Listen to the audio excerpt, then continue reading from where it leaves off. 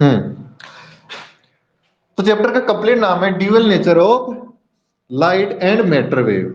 द्वैत प्रकाश की द्वैत प्रकृति, प्रकाश की द्वैत प्रकृति एंड मैटर मतलब द्रव्य तरंगे। तो प्रकाश की ड्यूअल नेचर थी, प्रकाश की द्वैत प्रकृति थी, वो तो हमने देख ली कि प्रकाश की द्वैत प्रकृति ड्यूअल नेचर क्या होती है। अब बात करते हैं मैटर वेव की। तो मैटर वेव क्या होता है? किसी भी ऑब्जेक्ट या किसी भी मैटर से संबंधित एक ऐसी वेव होती है, जैसे कि कोई ऑब्जेक्ट है एम मास का है, जब वो मूव करता है v वेलोसिटी से, तो उससे एसोसिएट एक वेव होती है, उसके पीछे पीछे एक वेव चलती है, जैसे जैसे वो चलता है उसके साथ साथ में एक वेव चलती है। उस वेव को बोला जाता है द्रव्य तरंगे या मैटर वेव। किसी भी मैटर से एसोसिएट एक वेव, किसी भी ऑब्जेक्ट से किसी भी मैटर से एसोसिएट एक वेव होती है, जिसे मैटर वेव कहा जाता है, या इसे डी ब्रोगली वेव भी कहा जाता है। देखो, डी ब्रोगली साहब ने क्या कहा था? डी ब्रोगली साहब ने कहा था,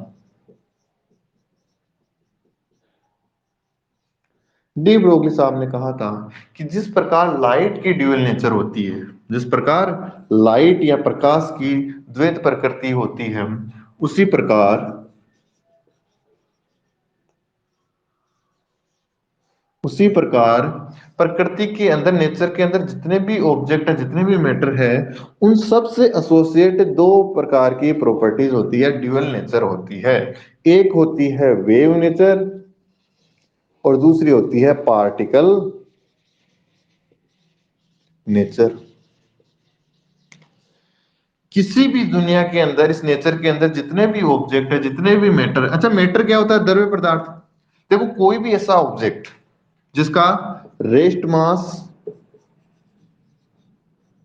जीरो ना हो, रेस्ट मास जीरो ना हो, प्लस वो इलेक्ट्रॉन, प्रोटॉन और न्यूट्रॉन जैसे पार्टिकल, बेसिक फंडामेंटल पार्टिकल से मिलकर बना हो। तो देखो, इलेक्ट्रॉन का कुछ मास होता है, कोई भी ऑब्जेक्ट होगा किससे बनेगा? एटम से बनेगा। कोई भी पदार्थ बनेगा, उसके सबसे फंडामेंटल यूनिट क्या होगी? कि वो एटम से मिलकर बनेगा। एटम से मॉलिक्यूल, मॉलिक्यूल से आगे ऊपर बड़ा पदार्थ बनेगा। और एटम के अंदर क्या होते हैं? एटम के अंदर ये तीन होते हैं। जब ये तीन होंगे तो ही तो किसी चीज का अस्तित्व होगा। किसी भी ऑब्जेक्ट का अस्तित्व कब होगा? जब इलेक्ट्रॉन, प्रोटॉन, न्यूट्रॉन उसके अंदर होंगे, या फिर उसका रेस्ट मास नॉन जीरो होगा।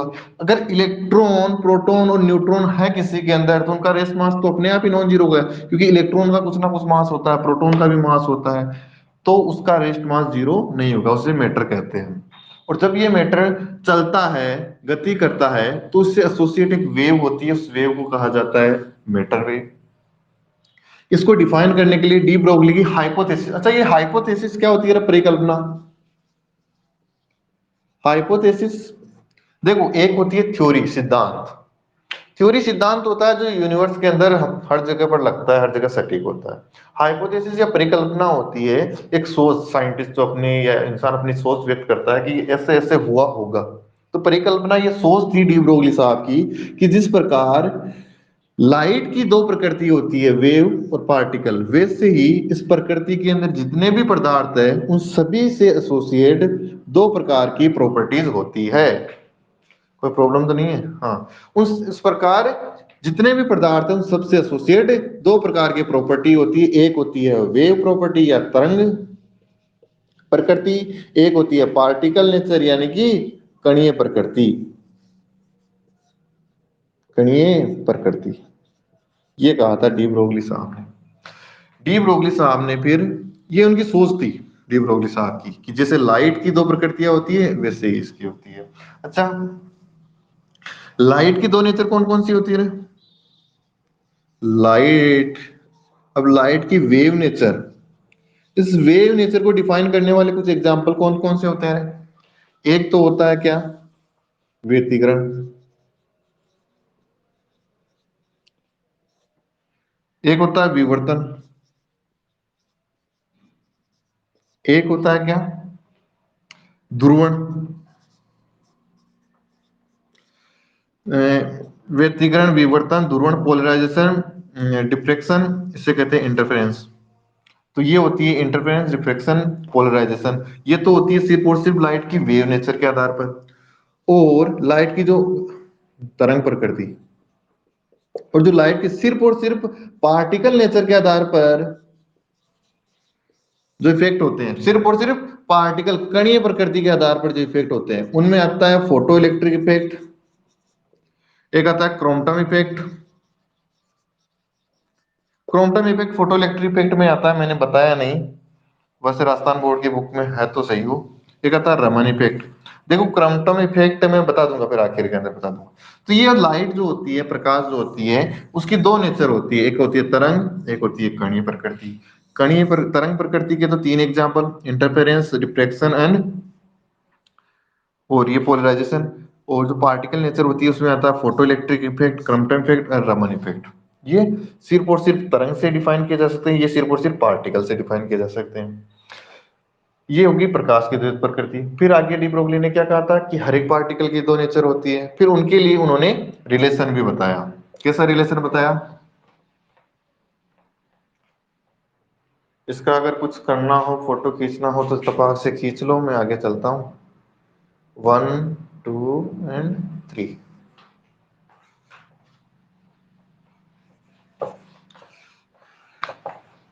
हाँ, तो डी ब्रोगली ने कहा कि जैसे एक पार्टिकल मूव करता है, वैसे उन्होंने शुरुआत में इलेक्ट्रॉन के लिए बोला था कि जैसे एक इलेक्ट्रॉन मूव करता है, तो मूव करते हुए इलेक्ट्रॉन के साथ में एक वेव भी एसोसिएट होती है। अगर वेव है तो वेव का वेवलेंथ भी तो होगा।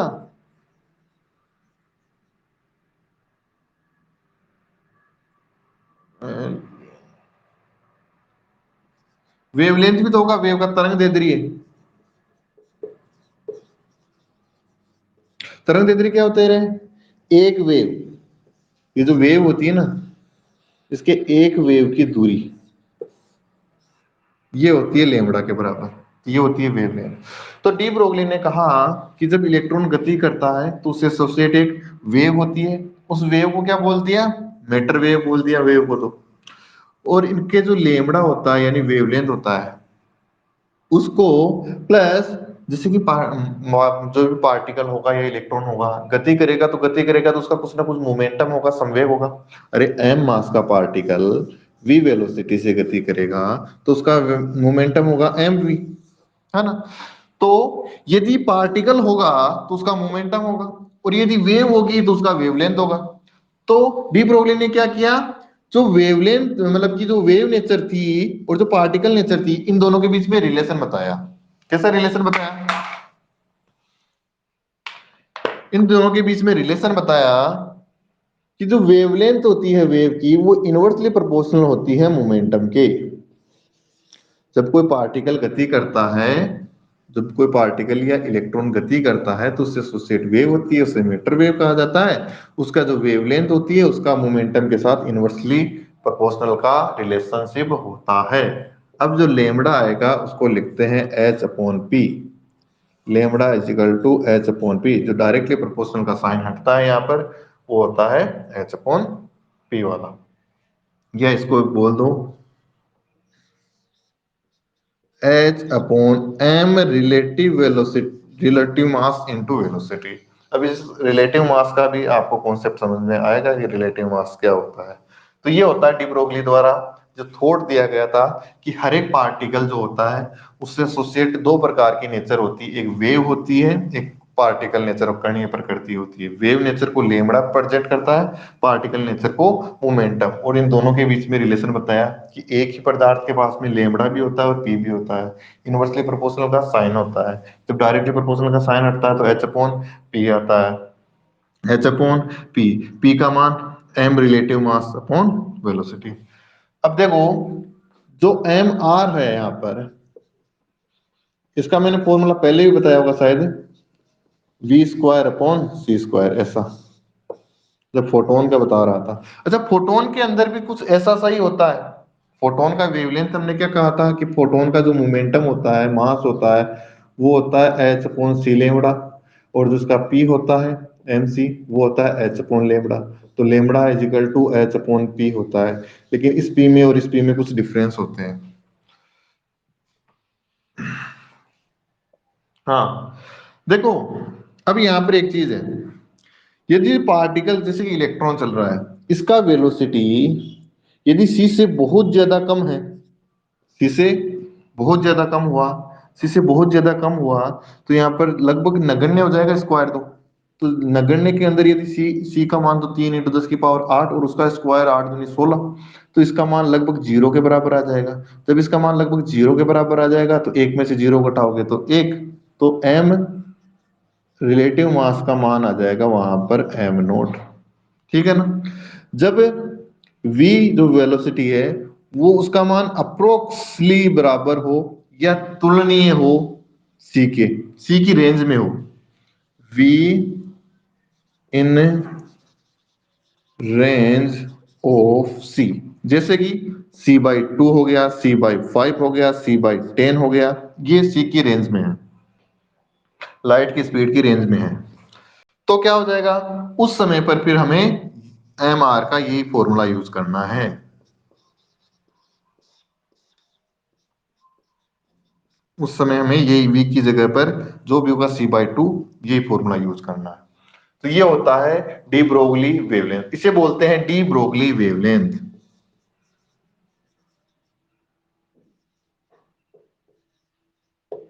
D Broglie wavelength, D Broglie wavelength क्या होती है, H upon P, H upon momentum. इसको फोटो खींच लो, मैं फिर आगे चलता हूं देखे। अच्छा समझ में आ रहा है ना।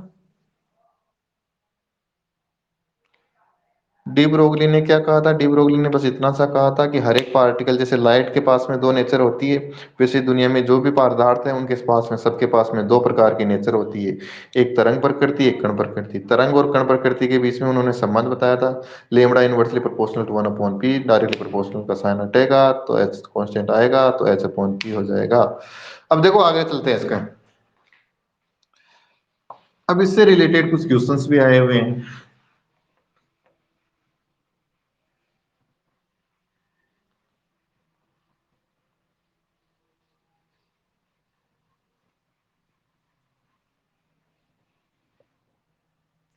देखो क्वेश्चन क्या आया हुआ है, क्वेश्चन ये आया हुआ है कि एक इलेक्ट्रॉन के लिए डी ब्रोगली वेवलेंथ की गणना कीजिए यदि उसकी velocity v is equal to 100 metre पर सेकेंड हो, and second velocity v is equal to c/3 हो। तो आपको क्या ज्ञात करना है, वेवलेंथ ज्ञात करना है, डी ब्रोगली वेवलेंथ। एक इलेक्ट्रॉन पहली कंडीशन में v is equal to 100 metre पर सेकेंड की स्पीड से गति कर रहा है, सेकेंड c/3 की स्पीड से गति कर रहा है। तो आपको क्या निकालना है, आपको इसका वेवलेंथ निकालना है, लेबड़ा निकालना है।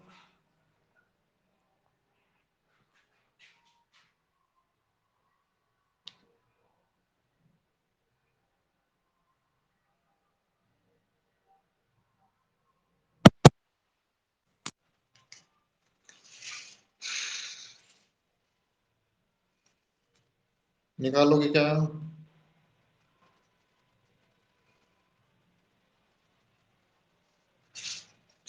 अरे निकालोगे क्या।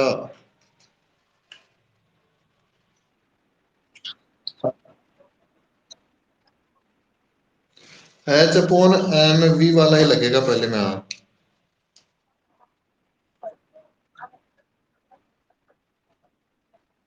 हाँ एच क्या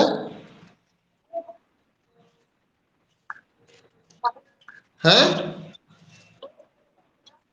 एच का मान नहीं पता, H is equal to 6.6 into 10⁻34।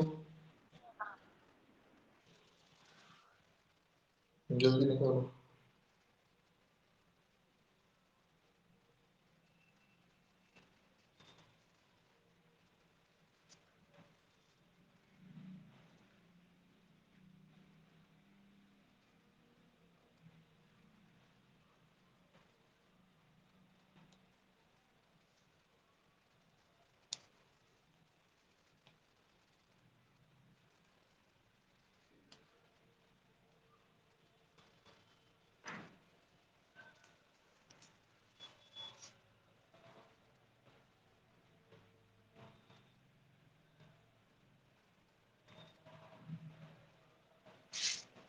निकालिए क्या?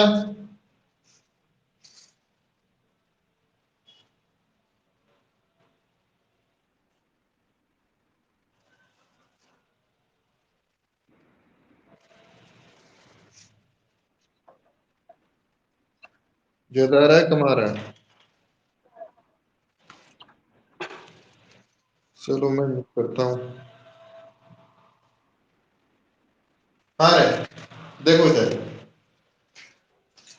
यदि हमें लेमड़ा निकालना है तो lambda equal to H upon M R V होता है। हमें पता है कि वेलोसिटी जो है वो लाइट की स्पीड से बहुत कम है, तो M R equal to M not हो जाएगा। एच का मान 6.6 × 10⁻34। मास कितना होता है इलेक्ट्रॉन का? इलेक्ट्रॉन का रेस्ट मास होता है 9.1 × 10⁻31 इंटू वेलोसिटी कितनी है? 100। तो देखो 10⁻31 ये कितना है? 2। तो यहाँ पे कितना बच गया?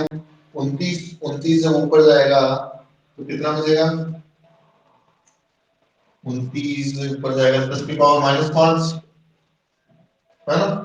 अब इसको काटोगे तो 2 बार, इसको काटोगे तो 3 बार लगभग, तो 2/3 इंटू 10⁻5 मीटर। सेकंड के अंदर, lambda is equal to M, sorry H M R into V. लेम एच का मान पता है 6.6 × 10⁻34। एम कितना आएगा? एम आएगा m nought upon 1 minus v square का मतलब, वी का मतलब c square upon 9 upon t square into 3/3। ठीक है ना? तो वहां कितना आ जाएगा?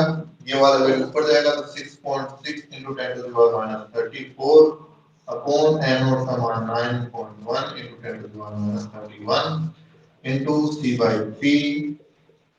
इसका मान कितना आ जाएगा? टी स्क्वायर से टी स्क्वायर गया तो 1 - 1 अपॉन 9 यानी कि 9 1 8/9, 8/9 हो जाएगा। तो इसको सोल्व करो, लगभग 2 इंटू कितना आ रहा है? 10⁻12 मीटर ऐसे हो जाएगा इसका। ठीक है क्या? ठीक है, तो नेक्स्ट क्वेश्चन इसमें एक ये भी है,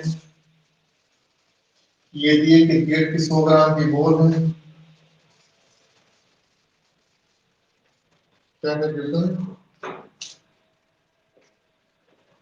100 ग्राम की एक क्रिकेट बॉल है, इसे 180 किलोमीटर पर आवर की स्पीड से फेंका गया है। तो इस बॉल से संबंधित लेमड़ा ज्ञात कीजिए, डी ब्रोगली वेवलेंथ ज्ञात कीजिए। 100 ग्राम की बॉल है, 180 किलोमीटर पर सेकंड से जा रही पर आवर सॉरी जा रही है, तो इससे संबंधित वेवलेंथ बताइए।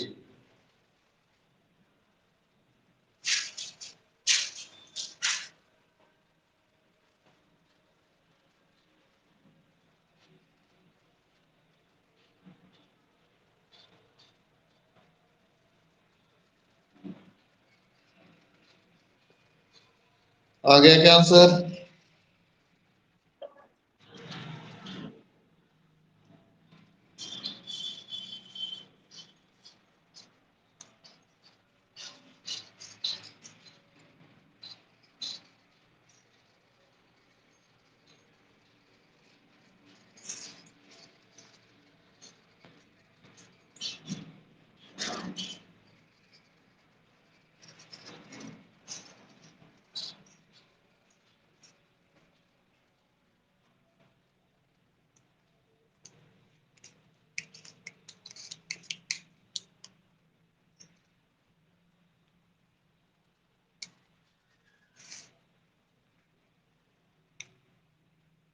यूनिट कन्वर्जन जरूरी है।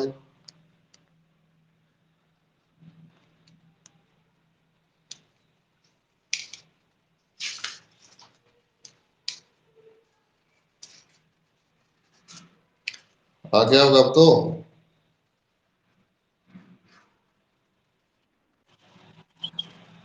हम्म,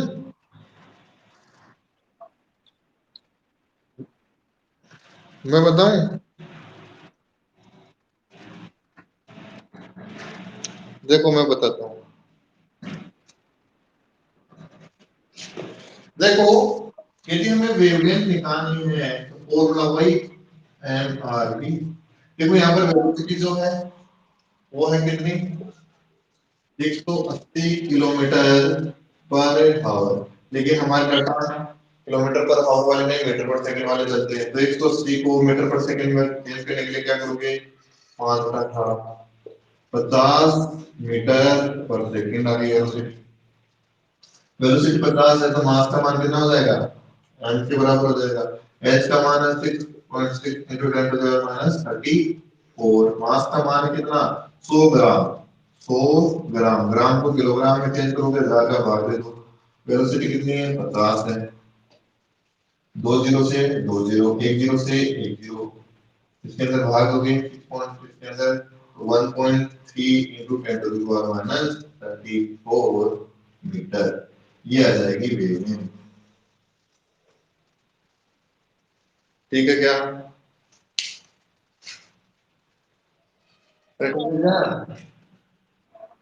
तो यहां से एक चीज देखो कि जो इलेक्ट्रॉन था वो एक स्मॉल पार्टिकल था, उसका मास था 9.1 into 10 to the power minus 31।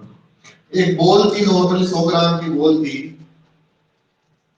उसकी स्पीड थी कितनी, 50 के आसपास। यदि स्पीड और ज्यादा होती 180 से, तो लेमड़ा का मान तो और कम होता। स्पीड ठीक ठाक है, 180 है। तो यहां से एक चीज देखो कि जो भारी वस्तु है ना, जिसका मास ज्यादा है, उसका वेवलेंथ बहुत कम आ रहा है। यहाँ इसका वेवलेंथ देखो 10 की पावर माइनस 34 में। अभी पिछले क्वेश्चन में कितना था, 10 की पावर माइनस 5 की रेंज में था। 10 की पावर माइनस 5 की रेंज में था। तो वहां पर तो माइक्रोमीटर रेंज के अंदर वेवलेंथ था, और यहाँ पर तो 10 की पावर माइनस 34। तो जो भारी ऑब्जेक्ट होते हैं जिनका मास ज्यादा होता है, उनके लिए ये मतलब कि डाटा लेमड़ा का मान सटीक नहीं होता। अरे लेमड़ा यहाँ से क्या दिखेगा, 10 की पावर माइनस 34 के अंदर आपको क्या वेवलेंथ नजर आएगा। तो ये यहाँ से एक पॉइंट कहा जाता है कि जो de Broglie wave, de Broglie की जो हाइपोथेसिस परिकल्पना है, ये छोटे और बड़े सभी पार्टिकल्स के लिए लगती है, लेकिन छोटे पार्टिकल्स के लिए ज्यादा अच्छे से लगती है। अरे हम बंद कर दे भाई साहब इसको। ओ भाई साहब, नहीं सुन रहे क्या?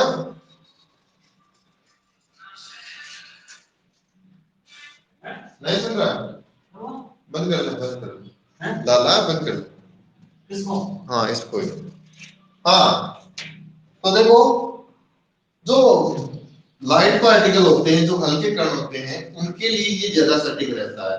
लगता तो भारी पार्टिकलों के लिए भी है नॉर्मल। अरे 100 ग्राम की बोल कोई भारी पार्टिकल नहीं है वैसे देखा जाए तो, लेकिन फिर भी इनके लिए इतना सटीक नहीं लगता। जो स्थूल पार्टिकल होते हैं, छोटे पार्टिकल होते हैं जिनका मास कम होता है, उनके लिए ये परफेक्ट होता है। फिर अब देखो यहाँ से एक पॉइंट और देखो।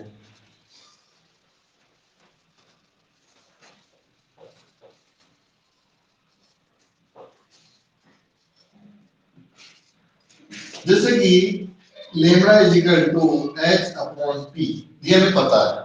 अब देखो इस पी के बहुत सारे रूप हैं। हमें ये पता है कि P is equal to M V भी होता है, मास इनटू वेलोसिटी भी होता है। हमें ये भी पता है कि इस P का मतलब होता है under root 2m kinetic energy. पता है क्या? रियल पता होगा। Kinetic energy is equal to P square by 2m होता है। तो 2m इधर चला जाएगा, ये अंदर रूट में आ जाएगा। अच्छा, इसके बाद में ये भी फॉर्मूला आता है कि H upon 2m, kinetic energy को Q डेल्टा V से भी लिख सकते हैं क्या? अरे kinetic energy Q into V, V क्या है यहाँ पर, वोल्टेज। Q इंटू V से लिख सकते हैं क्या? E इंटू V से लिखते आए हैं ना, अभी पीछे भी लिख रहे थे यार। काइनेटिक एनर्जी को Q इंटू डेल्टा V, ये क्या है, वोल्टेज चेंज है। कि ध्यान रखना, डेल्टा V क्या है, वोल्टेज।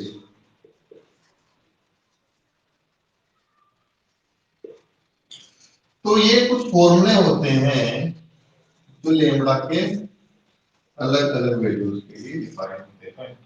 तो इसके अंदर आप ये भी ऐड कर सकते हो, जो गैसेस पार्टिकल होते हैं, गैसीय कण होते हैं, उनके लिए एक चीज होती है कि काइनेटिक एनर्जी 3/2 kT के रूप में होती है। आइडियल गैस पार्टिकल के लिए काइनेटिक एनर्जी 3/2 kT होती है। तो यहाँ पर काइनेटिक एनर्जी के लिए मैं 3/2 kT लिखूंगा, तो ये 2 से 2 कट जाएगा क्या? अरे 3/2 kT, तो ये 2 से 2 कट जाएगा, आगे क्या बच जाएगा? 3 kT। समझ में आएगा ये चीज? ये हो गया लेमड़ा। तो ये लेमड़ा के फॉर्मूले होते हैं कुछ। अब देखो इस पर बेसिक क्वेश्चन भी था। हाँ जी बोलो। कौन सा? C/V? C/V क्या होता है रे? ये तो उसके लिए होगा ना, C/V तो लेमड़ा फोटोन के लिए, फोटोन के लिए होता है ना वो तो। अरे फोटोन के लिए म्यू इज इक्वल टू होता है C/लेमड़ा, तो लेमड़ा इज इक्वल टू C/म्यू।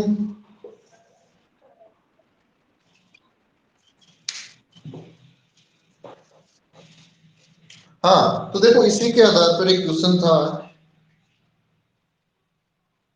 कि क्या मास का पार्टिकल अचानक से दो भागों में बढ़ जाता है।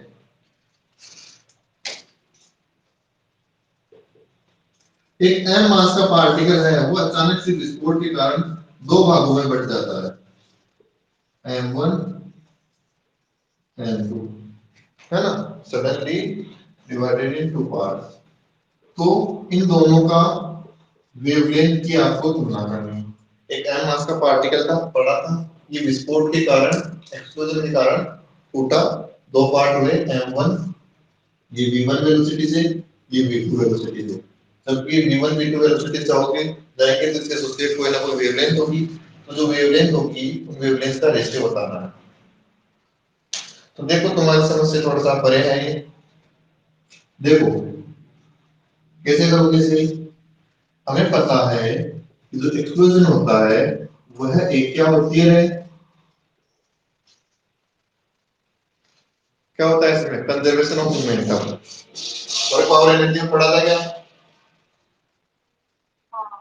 कंजर्वेशन ऑफ मोमेंटम होता है, मोमेंटम जितना पहले था उतना का उतना ही बाद में रहता है।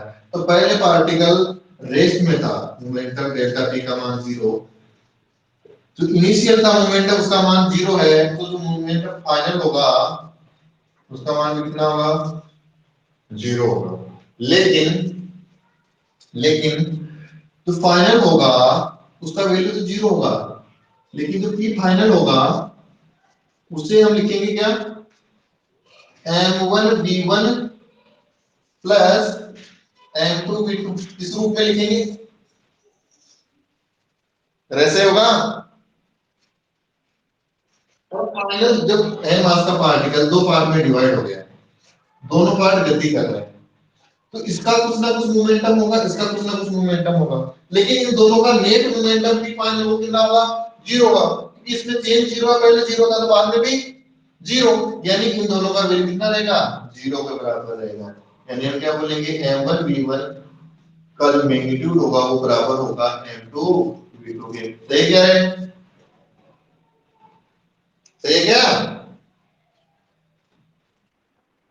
हाँ तो जब इन दोनों का मोमेंटम सेम है, p1 p2, तो इनका lambda inversely proportional to p होता है।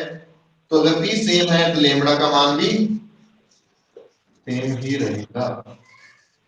अरे अगर मोमेंटम में चेंज 0 है, क्योंकि कंजर्वेशन ऑफ मोमेंटम है, यानी जितना मोमेंटम पहले था उतना का उतना ही बाद में रहना है। पहले रेस्ट में था, पहले रेस्ट में था, पहले रेस्ट में था तो पहले मोमेंटम 0, तो बाद में भी नेट मोमेंटम 0 रहेगा। इनका अलग अलग तो मोमेंटम होगा, लेकिन इनका नेट जो कि फाइनल नेट है उसका मान 0 रहेगा। तो ये नेट किसके बराबर है?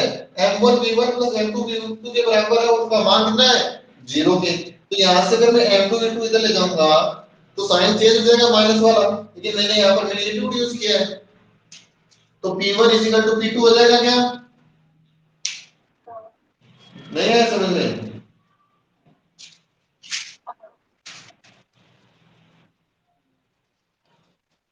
हाँ, अब बोल, अब दीपुड़ी को मुझे लग रहा है डाउट है कुछ ना कुछ। बोल बोल।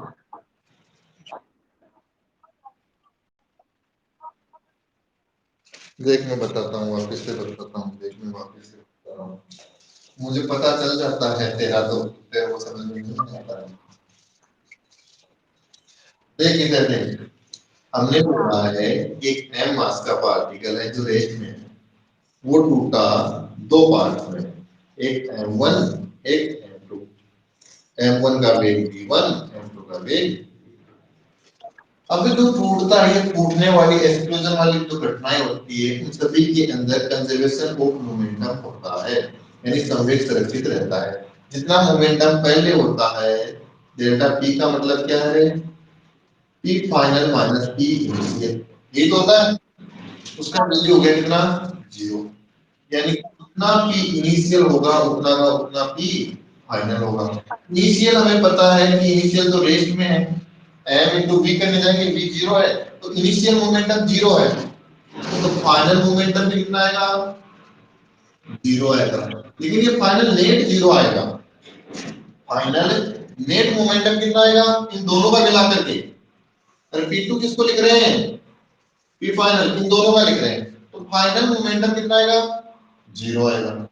लेकिन हमें एक चीज पता है कि फाइनल मोमेंटम जो है वो किससे मिलकर बना है? फाइनल मोमेंटम इसके मोमेंटम प्लस इसके मोमेंटम से मिलकर बना है। अरे मोमेंटम एक वेक्टर क्वांटिटी है। अब ये समझ में नहीं आ रहा होगा आपने कि यार ये जीरो कैसे हो रहा है, यहाँ तो m1 v1 plus m2 v2 और फिर जीरो कैसे हो रहा है? देखो, वेक्टर क्वांटिटी है, तो क्या ऐसा नहीं हो सकता कि m1 ऊपर की तरफ चले जाए और m2 नीचे की तरफ चले जाए? तो इक्वल एंड अपोजिट नहीं हो सकता क्या फाइनल? वैसी घटना है, m1 v1 plus m2 v2।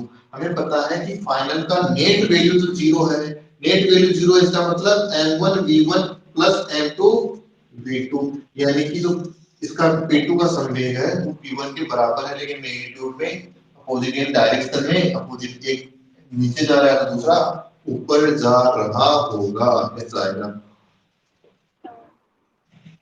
अगर मैं मैग्नीट्यूड वाइज बात करूंगा तो दोनों का मैग्नीट्यूड तो समान है, डायरेक्शन एक दूसरे के अपोजिट, मैग्नीट्यूड समान है इन दोनों का, इसलिए नेट जीरो आ रहा है, क्योंकि इन दोनों की डायरेक्शन एक दूसरे के अपोजिट है। तो यदि इनका मोमेंटम सेम है तो इनका लेम्डा तो सेम होगा ही होगा, तो लेम्डा इनवर्सली प्रोपोर्शनल मोमेंटम। अरे ये तो एस दोनों के लिए वैसे ही कांस्टेंट है। अब भी क्या? पक्की बात? गुंजन?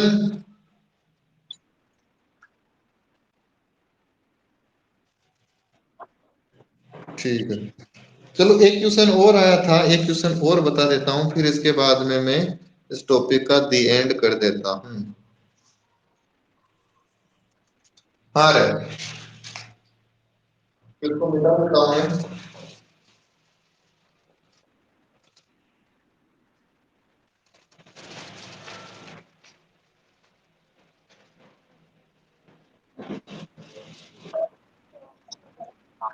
हैं? क्या? क्या बोल रही हूँ समझ नहीं पा रहा हूँ। कौन से में?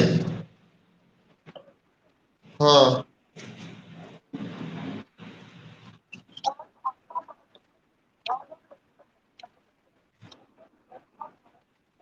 हम्म। तो किसका, मैग्नेटिक फील्ड का क्वेश्चन है क्या ये? तो मैग्नेटिक फील्ड का बाद में करेंगे, फिर क्लास में लाइव रिकॉर्ड होगा, ये वीडियो में बाद में बता दूंगा आखिर के अंदर खत्म करके, है ना? ठीक है। हाँ,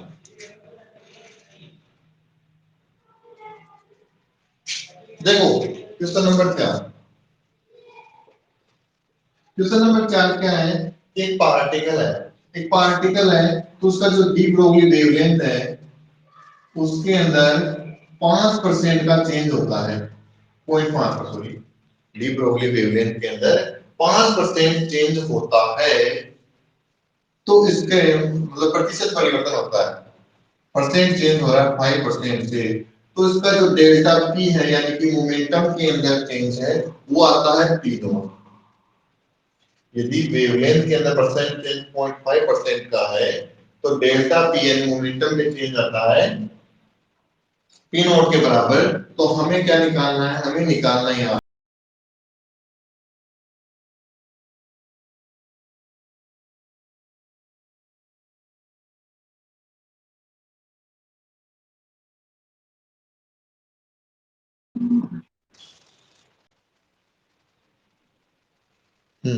कुछ समझे क्या? वेवलेंथ के अंदर परसेंट चेंज 0.5% का है तो आपको डेल्टा पी में चेंज बता दिया पी नॉट का, तो पी इनिशियल का वैल्यू बताना है आपको। देखो मैं ही बता देता हूँ इसको।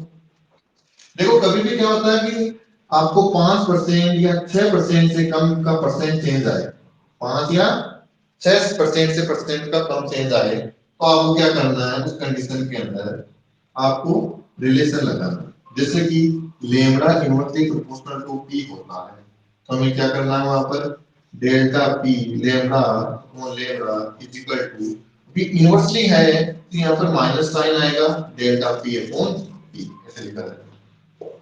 जैसे कि kinetic energy is equal to P square by 2m होता है।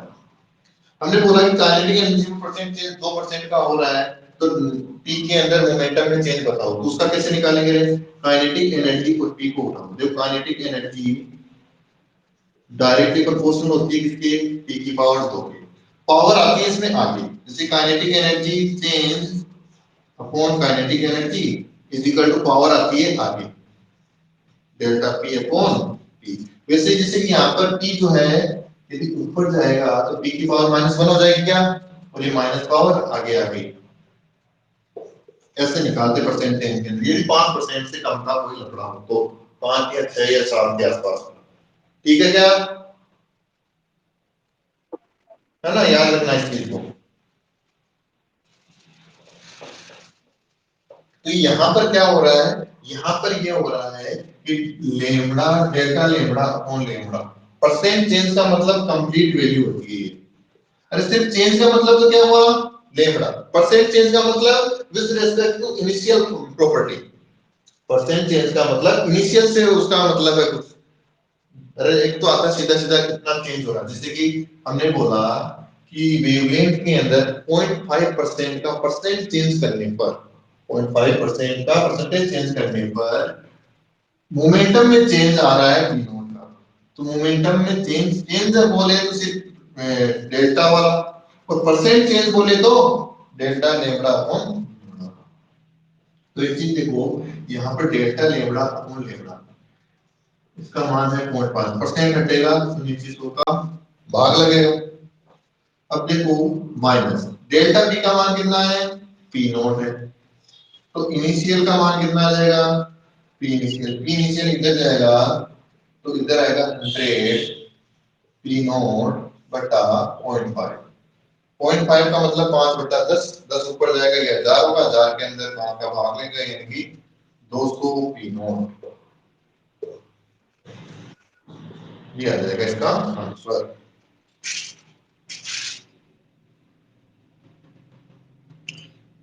रिपोर्ट समझ में आया? ठीक है, गुंजन आ गया समझ में? ये क्यों?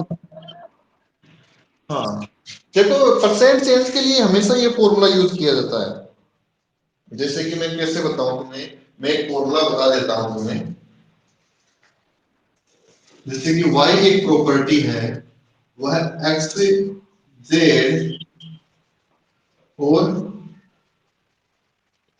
और क्या लेंगे, बचा क्या नहीं, कोई सा भी ले लो x z t कुछ भी ले लो, t तो टाइम में इंक्लूड कर लो, ऐसे ले लो कुछ भी ले लो। इसकी पावर है a, इसकी पावर है b, इसकी पावर है c, और ये रिलेशन है, ये कोई फॉर्मूला है, ठीक है ना? अब देखो, यदि आपको 5% तक का परसेंट चेंज देखना है, 5% तक का, ये 6 था 5 से ज्यादा नहीं, फिर उसमें चेंज ज्यादा आने लग जाता है, तो फिर क्या करोगे आप, delta Y upon Y is equal to, X को कैसे लिखोगे, एक्स की पावर आएगी आगे, delta X upon X, Z की पावर आएगी आगे कितनी, B, delta Z upon Z, और जो एस है ये ऊपर जाएगा तो माइनस की पावर हो जाएगी इसकी, माइनस की आगे आएगी तो minus C delta S upon S. चलते बताओ ये फॉर्मूला कितना आया,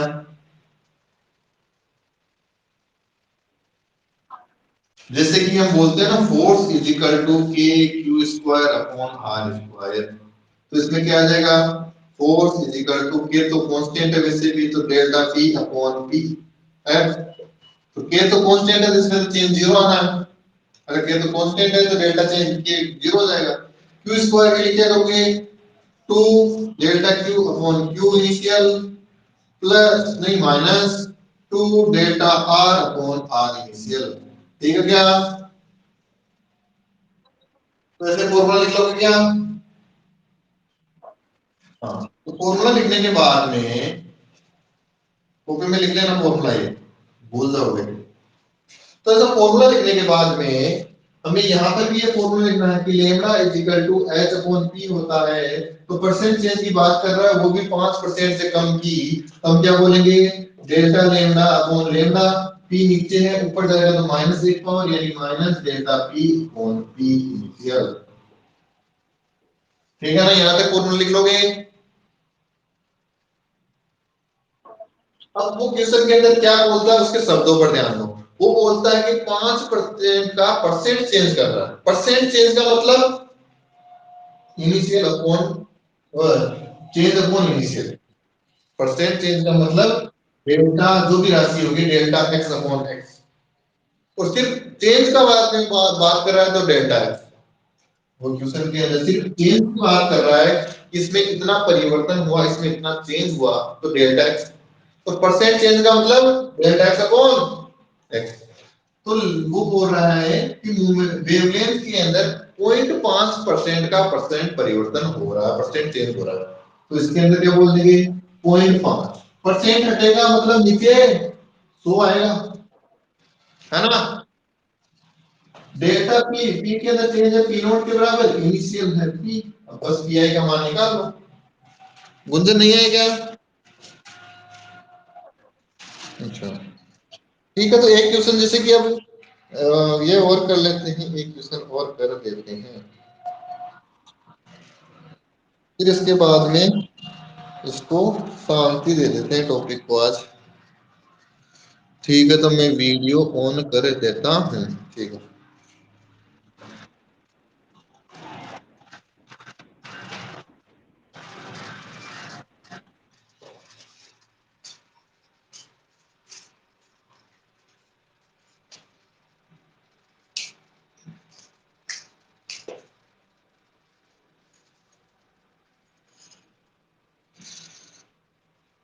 एक पार्टिकल का यदि संवेग में मोमेंटम के अंदर चेंज आ रहा है 10% का, मोमेंटम में चेंज आ रहा है 10% का, तो आपको क्या निकालना है, आपको चेंज निकालना है किसमें, डेल्टा लेम्डा, आपको चेंज निकालना है डेल्टा लेम्डा में, नहीं नहीं नहीं, डेल्टा लेम्डा अपॉन लेम्डा प्रतिशत परिवर्तन निकालना है, यदि मोमेंटम में 10% का प्रतिशत परिवर्तन हो रहा है तो वेवलेंथ में परसेंट परिवर्तन क्या है, परसेंट चेंज क्या है, कैसे करोगे इसे, पीछे वाला ना लगाना, delta L lambda upon lambda is equal to delta P upon P minus ये वाला नहीं लगेगा, क्योंकि ये वाला कब लगता है,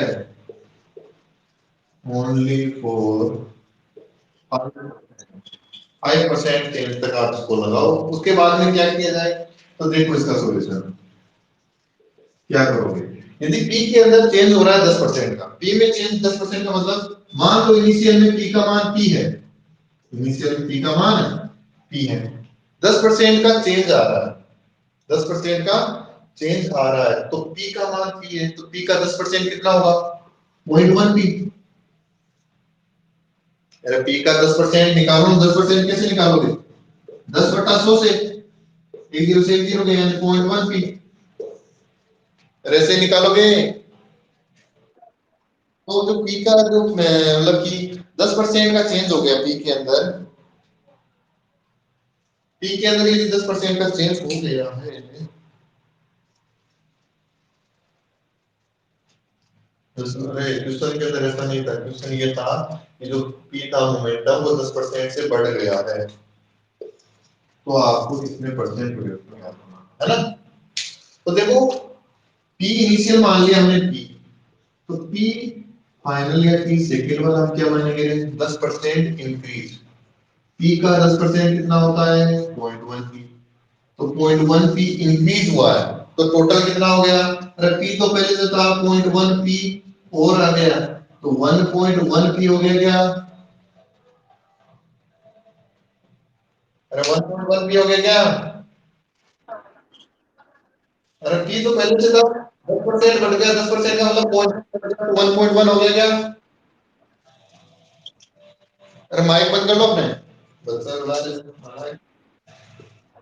तो डेल्टा टी का मान आ जाएगा यहाँ पर 0.1, ठीक है ना। अब देखो यहां से हम ये निकालेंगे कि lambda inversely proportional to P होता है, lambda inversely proportional to P होता है। तो हम यहां से ये बोलेंगे कि lambda 2 upon lambda 1 is equal to P1 upon P2, ठीक है क्या। P2 का मान कितना है, P2 का मान है 1.1 पी, P1 का मान है P, तो लेम्डा 2 अपॉन लेम्डा 1 का मान आ जाएगा 1 अपॉन 1.1, यानी कि हम ये बोल सकते हैं कि lambda 1 is equal to 1.1 lambda 2, ऐसा आ जाएगा क्या है। अब परसेंट चेंज निकालना है, तो परसेंट चेंज क्या होता है, final minus initial upon initial, क्या होता है, into 100, final minus initial upon initial into 100। तो देखो फाइनल का मान कितना है, लेम्डा 2 बोल देते हैं, माइनस लेम्डा 1 का मान कितना है इनिशियल का, 1.1 लेम्डा 2 अपॉन 1 का मान कितना है 1.1 लेम्डा 2 इनटू 100। तो एक में से यदि 0.1 घटाओगे तो कितना बचेगा रे, ये तो 0.1 बच जाएगा माइनस में, अपॉन लेम्डा 2 1.1 लेम्डा 2, तो लेम्डा 2 से लेम्डा 2 गया इनटू 100, ये एक जीरो से एक जीरो गया, तो 100 के अंदर 11 का भाग दोगे तो लगभग 9 बार जाएगा, और माइनस साइन का मतलब घटा है, तो 9% का चेंज आएगा। यानी कि यदि आप पी को 10% बढ़ाओगे तो जो डेल्टा लेम्डा है कौन लेम्डा यानी परसेंट चेंज है, तो उसमें 9% की कमी आएगी, ठीक है क्या। ये फॉर्मूला लगा दे तो आंसर क्या आता, ये फॉर्मूला लगा दे तो delta lambda upon lambda, change आ रहा है 0.1 पी का, इनिशियल कितना है पी, भाग दे दोगे तो पॉइंट, वो कमाल हो गया, 0.1 का परसेंट चेंज आ रहा है, कुछ ज्यादा ही कमाल नहीं हो गया, ठीक है। तो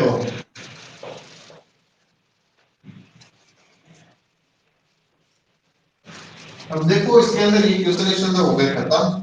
अब एक शॉर्ट वाला ये होता है कि आप इसको यूज कर सकते हो, जैसे कि इलेक्ट्रॉन्स के लिए पूछा जाता है, इलेक्ट्रॉन के लिए डी ब्रोगली वेवलेंथ कितना होता है, तो डायरेक्ट इसका फॉर्मूला होता है, इलेक्ट्रॉन होता है उसके लिए होता है 12.27 upon under root V, V voltage में रखोगे तो लेम्डा इलेक्ट्रॉन के अंदर आंसर आएगा, काइनेटिक एनर्जी यदि इलेक्ट्रॉन वोल्ट में रखोगे तो इसका आंसर आएगा।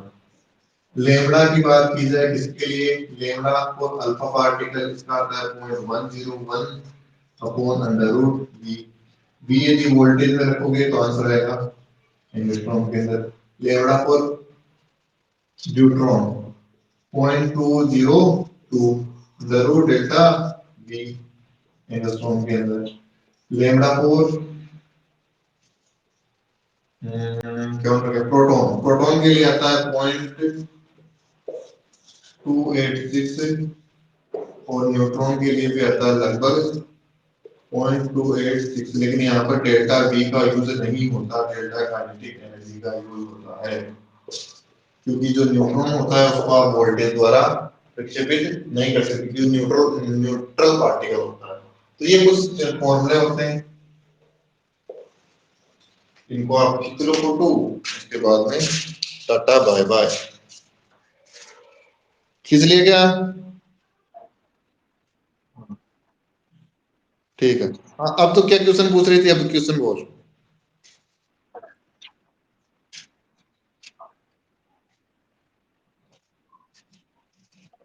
हाँ बोल।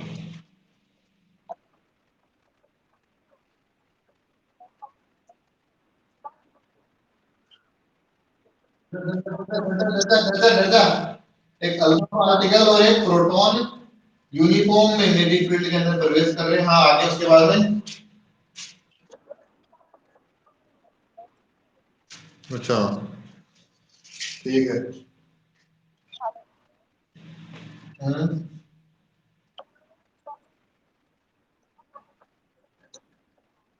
अच्छा।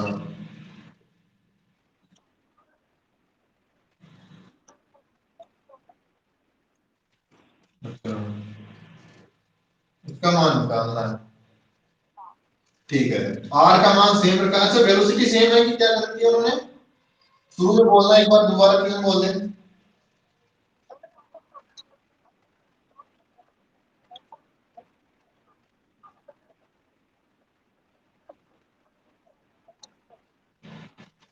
ठीक। ठीक है। हाँ, तो सुन, हमें पता है कि लेमड़ा इज इक्वल टू होता है कोई भी पार्टिकल हो उसके लिए एच अपॉन एम वी या एच अपॉन पी, ये हमें पता है। देखो, यदि आपने थोड़ा बहुत याद हो मैग्नेटिक फील्ड, ये याद ना भी हो तो कॉन्सेप्ट यूज किया हो, तो देखो कोई पार्टिकल यदि मैग्नेटिक फील्ड में जाएगा, तो मैग्नेटिक फील्ड में जाएगा तो उसके ऊपर फोर्स लगेगा। कौन सा फोर्स लगेगा रे? Magnetic force, Q U B. याद है क्या? कोई बात नहीं। और ये फोर्स तो इसको घुमाएगा, तो ये घूम करके बीच में सेंटर में ना आ जाए, इसके लिए बाहर की तरफ M V square upon R का फोर्स लगता है। यही फोर्स हमेशा घुमाता है। जब ये दोनों फोर्स बराबर होंगे तो ये घूमता रहेगा। यानी कि यहाँ से रेडियस निकालेंगे हम, तो M V upon Q B इसका आंसर आता है, याद हो तो। याद है क्या? नहीं याद है तो इन दोनों को बराबर कर लो। अरे इसको मैग्नेटिक फील्ड के अंदर घुमाने लायक फॉर्मूला कौन सा है, कौन सा फोर्स है? Q U B. और ये घूम रहे किसके कारण है? M B square upon R के कारण। जब दोनों को सोल्व करोगे तो एम बी, एक बी से बी कट गया, R equal to M B बटा क्यू बी हो गया यार, है ना? तो यहां से एक चीज देखो, ये क्या है? एम वी मोमेंटम है, तो momentum is equal to Q R B. देखो बी का मान सेम है, आर का मान सेम बोल दिया क्वेश्चन में, तो जो मोमेंटम है वो डायरेक्टली प्रोपोर्शनल किसके हो गया? क्योंकि तो यहाँ पर lambda inversely proportional to P inversely proportional to Q. अब देखो, अल्फा पार्टिकल पर चार्ज होता है कितना?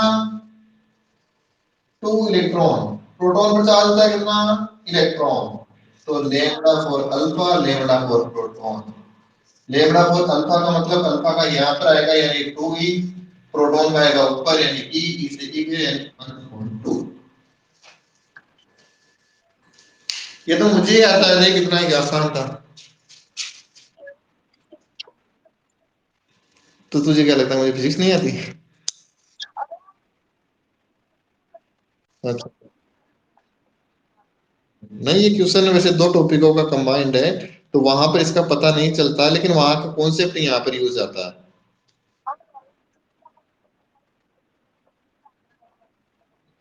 वैसे मैंने ये चीज पढ़ा दी थी, ये वाली तो पढ़ा दी थी पहले।